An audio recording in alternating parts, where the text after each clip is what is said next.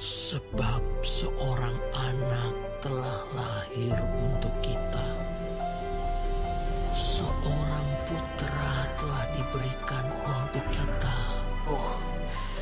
Lambang pemerintahan ada di atas bahunya, dan namanya disebutkan orang Penasihat Ajaib, Allah yang perkasa, Bapa yang kekal, Raja damai.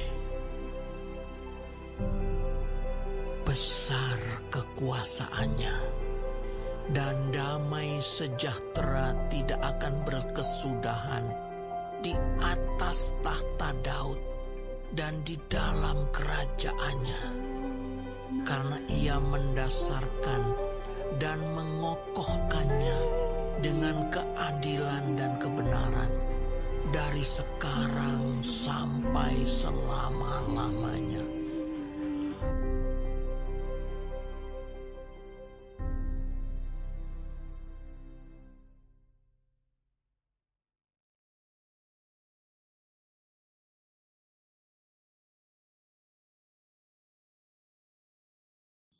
Shalom jemaat yang terkasih, saya bersuka cita karena hari ini dapat menyapa jemaat sekalian dalam merenung masa Advent minggu yang pertama. Hari ini kita akan merenungkan satu tema, Kristus Penasehat Ajaib. Saya akan membacakan satu bagian firman Tuhan dari Yesaya pasal yang ke-9 ayatnya yang ke-5. Yesaya 9 ayat yang ke-5 beginilah firman Tuhan. Sebab seorang anak telah lahir untuk kita, seorang putra telah diberikan untuk kita. Lambang pemerintahan ada di atas bahunya, dan namanya disebutkan orang Penasihat Ajaib, Allah yang perkasa, Bapa yang kekal, Raja damai. Demikianlah pembacaan firman Tuhan. Bapak Ibu Saudara, orang Jawa mengenal adanya sebuah sistem perhitungan hari baik menurut weton kelahiran. Sistem perhitungan ini biasanya digunakan oleh seseorang yang mau mengadakan sunatan, atau mungkin itu mengadakan pernikahan, mau memindahkan rumah, atau bahkan mau membangun rumah yang baru, dan lain sebagainya. Sayangnya Bapak Ibu Saudara, tidak banyak orang yang mengerti atau bisa menghitung dengan sistem perhitungan ini, sehingga banyak orang atau beberapa orang merasa cemas, merasa takut, merasa ragu untuk melakukan sesuatu. Ibarat kalau kita mau sedang berjalan, kalau belum melakukan perhitungan ini, itu kita tidak yakin untuk melangkah seperti itu. Tetapi ketika ada orang yang mengatakan, oh kamu melakukan pernikahan di hari ini saja, atau sunatan di hari ini saja, baru orang itu akan merasa yakin begitu ya. Oke, dia akan melaksanakan hajatannya di hari itu. Misalkan seperti itu Pak Bapak Saudara. Jemaat yang terkasih, di tengah pandemi seperti sekarang ini, kita juga bisa serupa dengan orang-orang yang bingung ini. Bisa jadi kita merasa bingung ya, sering tidak yakin akan sesuatu, bahkan mengalami kebuntuan ya dalam masalah-masalah tertentu. Kita tidak yakin untuk melangkah, tidak memiliki keyakinan atau kepercayaan diri untuk melanjutkan hidup, karena seakan-akan pandangan kita itu samar-samar, atau bahkan kabur, atau bahkan betul-betul tertutupi akan sesuatu. Bapak Ibu Saudara, kalau Bapak Ibu Saudara mengalami hal yang demikian, Bapak Ibu Saudara tidak sendirian. Karena banyak orang juga mengalami hal yang serupa. Karena pada dasarnya Bapak Ibu Saudara, semua manusia diselubungi oleh kegelapan dosa. Tetapi Bapak Ibu Saudara, karena keberadaan kita saat ini adalah sebagai anak-anak Tuhan, maka kita yakin, kita percaya bahwa terang Kristus Yesus itu telah menyingkapkan ya selubung itu, sehingga mata jiwa kita itu terculik ya. Selubung yang ada di mata kita itu sudah terlepas, dan kita bisa melihat terang Kristus. Bapak Ibu Saudara, jauh sebelum kita diculikan, bangsa Yehuda juga serupa dengan kita. Mereka hidup dalam kegelapan yang membuat mereka semakin jauh dari Allah. Kegelapan yang bagaimana? Kalau kita memperhatikan di pasal yang pertama, yang ketiga, Ayat tersebut memberitahu kita bahwa hewan saja tahu dan mengenal tuannya, tetapi Israel tidak mengenal Yahweh Allah mereka. Kemudian di ayat yang keempat dikatakan juga bahwa mulai dari anak-anak hingga orang dewasa, mereka semuanya terus-menerus berbuat dosa. Tidak heran jika kemudian Tuhan mengatakan kepada mereka, "Aku sudah jemu, aku tidak tahan melihatnya, aku benci, aku payah menanggung, dan aku tidak akan mendengarkan lagi." Kemudian di dalam pasal yang kedua ayat yang ketiga, kita melihat umat Allah di sana melakukan tenung dan sihir sebagaimana dipraktekkan oleh bangsa-bangsa kafir. Kemudian di pasal yang kelima, mereka digambarkan seperti kebun anggur yang menghasilkan buah yang masam. Sebab itu, saudara, tidak heran pula kalau Tuhan di pasal yang kelima itu 6 kali mengatakan, celakalah mereka, celakalah mereka. Tapi saudara, kalau kita mau memperhatikan, memang Yesaya pasal yang pertama sampai ke 39, di sana ditunjukkan kepada bangsa Israel dosa-dosa mereka dan bagaimana Allah akan menghukum mereka hingga pada akhirnya mereka akan dibuang ke dalam tanah pembuangan, yaitu negeri Asyur. Jemaat yang terkasih, di tengah-tengah berita penghukuman ini, mari kita melihat pasal yang ke-8 ayat yang ke-23. Kalau kita lihat di sana ada kata tetapi, ya, yang menunjukkan sebuah perbedaan, sebuah kebalikan. Yesaya yang sebelumnya memberitakan penghukuman, sekarang memproklamirkan berita penghiburan, berita yang melegakan. Dikatakan di ayat 1 bahwa bangsa yang berjalan dalam kegelapan itu telah melihat terang yang besar. Mereka yang diam di negeri kekelaman, atasnya terang telah bersinar. Bapak Ibu Saudara, terang dan keselamatan yang diberitakan Yesaya ini akan diwujud nyatakan dalam 3 cara. Yang pertama, kalau kita perhatikan di ayat yang ketiga, cara yang pertama adalah Yehuda atau Israel akan dibebaskan dari kuk bangsa Asyur. Nah, kalau kita bandingkan ayat yang ketiga ini dengan pasal yang ke-10, ayat yang ke-24 sampai 27, di sana Israel itu digambarkan seperti seekor lembu jantan di bawah kuk, kemudian dicambuk untuk digerakkan oleh pengemudi. Artinya ketika kuk itu dilepaskan, maka Israel atau Yehuda akan dilepaskan, akan dibebaskan dari pembuangan di Asyur. Lalu cara yang kedua adalah umat Allah akan melihat bahwa bukan hanya penghancuran senjata perang, tetapi hasrat manusiawi yang menggerakkan senjata itu juga akan dileburkan, ya, akan dibakar oleh api kemarahan Allah. Dan cara yang ketiga adalah melalui kelahiran seorang bayi. Ya. Di ayat yang kelima tadi secara jelas menggambarkan lahirnya seorang anak yang akan berkuasa dan memperjuangkan kesejahteraan Israel. Anak ini berasal dari keturunan Daud, dan dialah yang akan membebaskan 12 suku Israel dari tekanan bangsa-bangsa asing. Anak itu disebutkan sebagai penasehat yang ajaib, Allah yang perkasa, Bapa yang kekal, dan Raja damai. Inilah berita kelepasan atau keselamatan yang sejati, begitu ya, bagi umat Allah yang waktu itu ada dalam kegelapan. Bapak Ibu Saudara, keadaan manusia yang berdosa memang diselubungi kegelapan. Mereka tidak bisa menyingkapkan selubung itu tanpa bantuan dari pihak lain.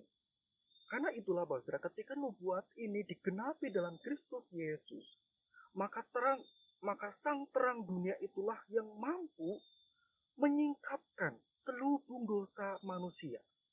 Sehingga saudara, orang itu atau manusia itu melihat, ya, kembali bisa melihat kemuliaan Allah, bisa tahu kehendak Allah, dan mampu berjalan dalam terang, tidak dalam kegelapan lagi.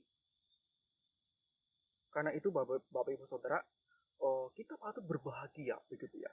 Berbahagialah setiap kita yang sudah melihat terang Kristus itu, yaitu ketika Yesus Kristus hadir di dalam hidup kita, di dalam hati kita. saudara, pada waktu itu bangsa Yehuda bukannya tidak tahu di mana mereka mendapat penerangan dan jaminan hidup. Mereka tahu siapa pribadi itu, yaitu Yahweh. Tetapi hati mereka tetap degil dan tetap menduakan Allah, Bapak Saudara. Padahal jelas-jelas Allah yang mengeluarkan mereka dari perbudakan di Mesir. Allah menyertai mereka dengan tiang awan dan tiang api yang menandakan bahwa siang malam kapanpun itu Allah beserta dengan mereka. Bahkan ketika mereka dalam penghukuman selama 40 tahun mengitari padang gurun, Allah tetap menunjukkan kasih setianya kepada mereka. Tetapi Bapak Ibu Saudara, mereka tetap tegar tengkuk. Israel tetap susah diajar oleh Tuhan, tidak kapok, ya, dan tetap serong hatinya. Bapak Ibu Saudara bisa membayangkan Bapak Ibu Saudara atau kita menjadi Musa yang memimpin Israel pada waktu itu. Betapa stresnya Musa ketika harus memimpin bangsa yang degil ini.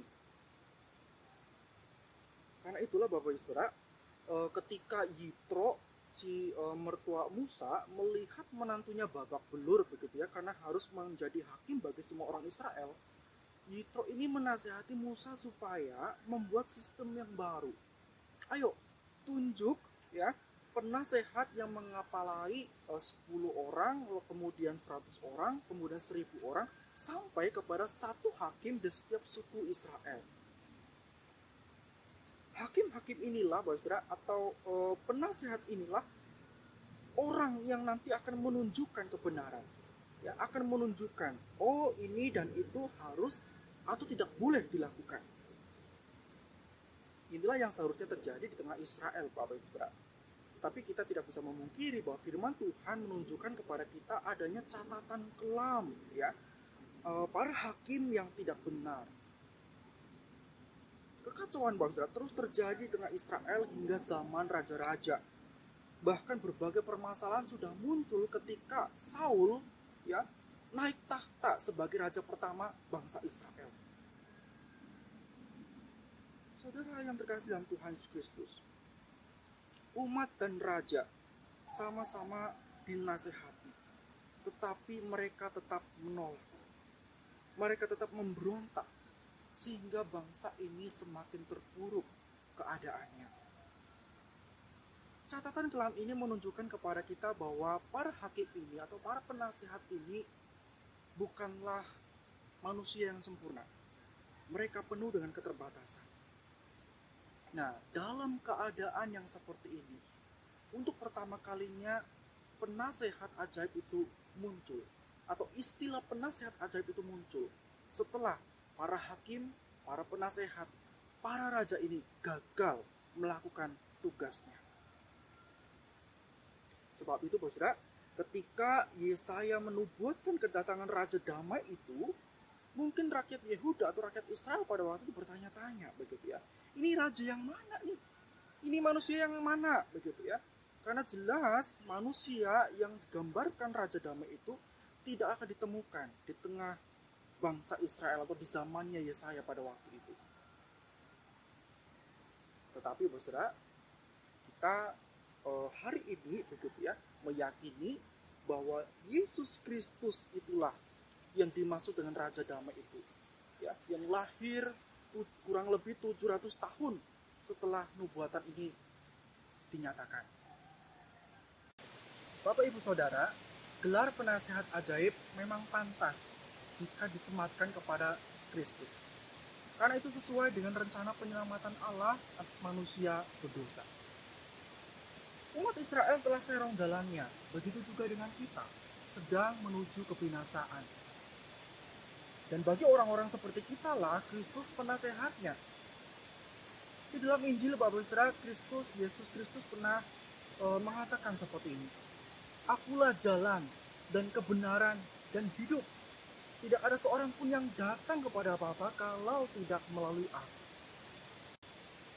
Dengan kata lain, Bapak Saudara, Kristus ingin mengatakan kepada kita bahwa akulah jalan yang membawa kamu keluar dari cengkeraman dosa. Akulah kebenaran yang akan membenarkanmu. dan akulah hidup yang akan menghidupkan kamu sehingga kamu bisa bersatu kembali dengan Allah Bapa di sorga. Jadi saudara, ketika Yesaya mengatakan bahwa anak itu akan disebut sebagai penasehat ajaib, itu karena anak yang dimaksud sama sekali berbeda dengan para tua-tua, para raja, bahkan para nabi palsu yang muncul di zaman Yesaya. Mengapa berbeda, saudara? Karena sebagai penasehat, Kristus tidak memerlukan nasihat dari penasehat lain. Paulus mengatakan hal ini dalam 1 Korintus 2 ayat 16. Di sana dikatakan seperti ini. Siapakah yang mengetahui pikiran Tuhan sehingga ia dapat menasihati dia? Oh, Bapak Saudara, Kristus memang adalah Allah sendiri. Dia berkuasa, berotoritas, sumber kehidupan, sumber hikmat kita. Tidak heran Yakobus menuliskan kepada kita, ya, mengatakan bahwa apabila di antara kamu ada yang kekurangan hikmat, hendaklah ia memintakannya kepada Allah dengan iman yang teguh, maka itu akan diberikan Allah kepadanya. Bapak Ibu Saudara, untuk mencapai suatu tempat yang indah, hari ini saya harus memilih begitu ya, salah satu jalan ya yang ada di belakang saya, yang sebelah kanan atau yang ada di sebelah kiri saya begitu. Nah, pilihan saya akan menentukan akhir perjalanan saya. Begitu juga kalau kita memperhatikan kehidupan kita, saudara, tidak bisa kita pungkiri bahwa kita sering berada di sebuah persimpangan jalan yang penting dalam hidup kita. Arah mana yang akan kita pilih? Kanan, kiri, atau kita berjalan lurus? Ada saat-saat di mana kita harus mengambil keputusan begitu ya. Misalkan jurusan pendidikan apa yang akan kita ambil, ya. Pekerjaan apa yang akan saya lakukan, dengan siapa saya akan menikah misalkan, di manakah saya akan tinggal menetap, bagaimana saya menghadapi kesedihan dan kesulitan, bagaimana saya menghadapi konflik, bagaimana saya memulai usaha yang baru, bagaimana saya menjalani masa tua saya, dan seterusnya. Ada banyak pertanyaan-pertanyaan. Tetapi Bapak Ibu Saudara, ada satu pertanyaan yang sesungguhnya sangat menentukan. Ya, sangat menentukan. Pertanyaan itu adalah kepada siapa pertama-tama kita datang mencari pertolongan. Apakah kita mengakui keberadaan Sang Penasehat Ajaib itu di dalam setiap permasalahan kehidupan yang kita alami? Jemaat yang terkasih, di tengah krisis hidup, seringkali memang kita harus akui kita sering mengandalkan begitu ya, pengetahuan dan pengalaman kita sendiri. Atau kita justru mendikte Tuhan apa mau kita. Tuhan buat yang ini saja ya, Tuhan buat begini atau begitu saja ya, seperti itu. Kita buru-buru ingin menerima hasil, tetapi tidak mau tahu kehendak Tuhan seperti apa. Saudara, di tengah krisis corona seperti sekarang ini, mungkin kita berdoa, Tuhan pulihkan ya, hilangkan corona ini dari muka bumi ini, seperti itu ya. Wah, ini tidak ada yang salah dengan doa seperti ini. Ini justru saya meyakini menjadi kerinduan kita semua, begitu ya.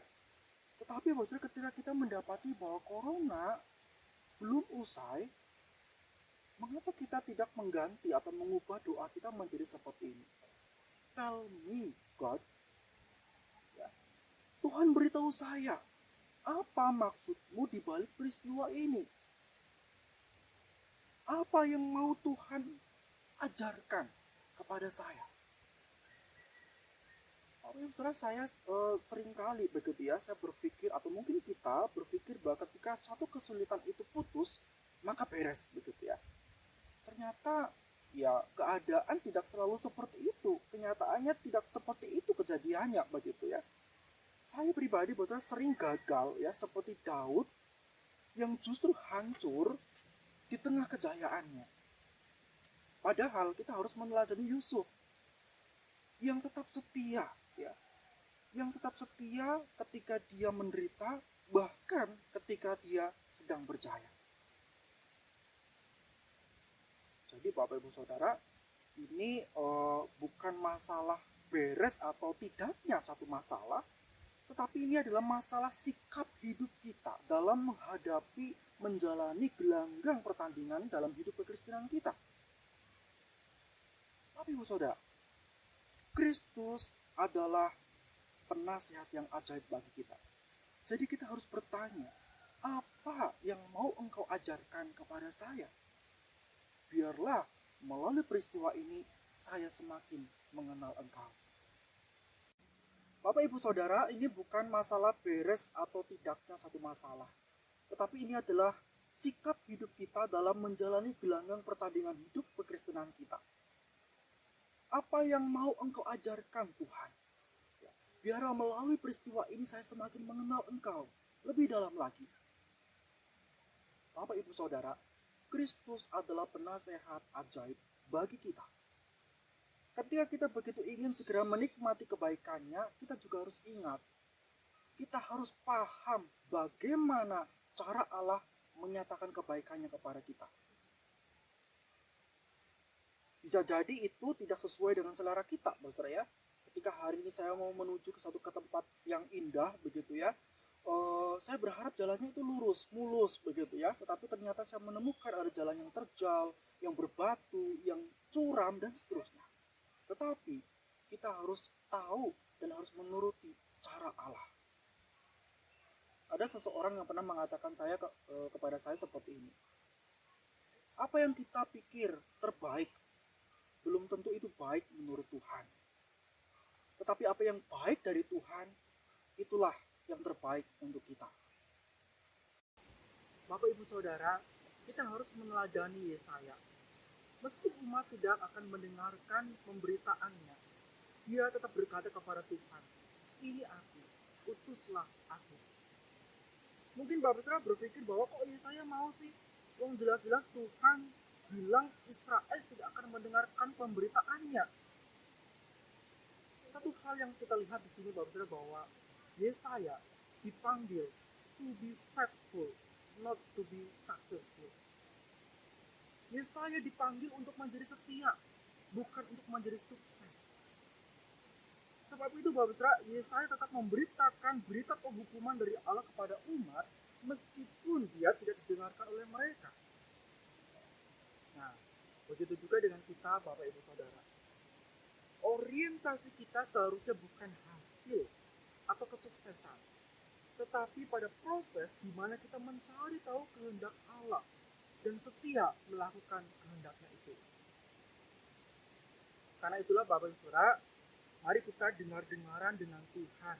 Ya. Terlebih ketika sekarang ini kita sedang menghadapi situasi dan kondisi yang tidak mudah. Betapa kita harus sungguh-sungguh bertanya kepada Tuhan Yesus, apa yang menjadi kehendak-Mu atasku? Sesungguhnya Saudara, Allah yang kita sembah itu tidak terbatas. Dia bisa berbicara kepada kita melalui Roh Kudus, melalui disiplin rohani yang kita lakukan, atau melalui peristiwa sehari-hari. Orang dunia ya terpaku mengandalkan sesamanya, pengalamannya, pengetahuannya. Tetapi kita, anak-anak Allah, harus mengandalkan Sang Penasehat ajaib dan firman-Nya. Setiap firman yang diilhamkannya memang bermanfaat untuk mengajar kita, untuk menyatakan kesalahan kita, untuk memperbaiki kelakuan kita, dan juga untuk mendidik kita di dalam kebenaran. Kiranya di minggu Advent yang pertama ini, Saudara, Sang Penasehat ajaib menolong kita semua untuk mampu melakukan refleksi teologis yang benar, sehingga dengan yakin ya, kita mengamini janji yang Dia berikan ini. Dan kita dengan sungguh-sungguh, dengan penuh sukacita mengakui bahwa Allah turut bekerja dalam segala sesuatu untuk mendatangkan kebaikan bagi kita. Kita berdoa. Bapa dalam surga, kami bersyukur untuk firman-Mu yang mengingatkan kami bahwa Engkau adalah Sang Penasehat ajaib. Kami bersyukur karena di tengah-tengah kelemahan kami sebagai manusia, di tengah-tengah kebutaan kami, di tengah-tengah keterbatasan kami memiliki penasihat yang ajaib, yang akan memberitakan, yang akan menunjukkan kepada kami jalan kebenaran. Bapa dalam surga, di tengah penghayatan masa Advent di minggu yang pertama ini, tolong kami supaya kami boleh dengar-dengaran dengan Sang Penasehat yang ajaib itu, sehingga kehidupan kami, di tengah-tengah berbagai pertanyaan dalam kehidupan kami menemukan jawaban yang benar, jawaban yang tepat, yaitu yang daripada Penasehat ajaib yang akan terus memimpin dan memberkati kehidupan kami. Kami serahkan hidup kami, masa depan kami ke dalam tangan kuasa Tuhan. Demi Kristus Yesus, kami serahkan doa ini. Amin. Jemaat yang terkasih, demikianlah renung masa Advent minggu yang pertama hari ini. Sampai jumpa di dalam renung masa Advent minggu yang kedua pada hari Kamis yang akan datang. Tuhan memberkati kita semua.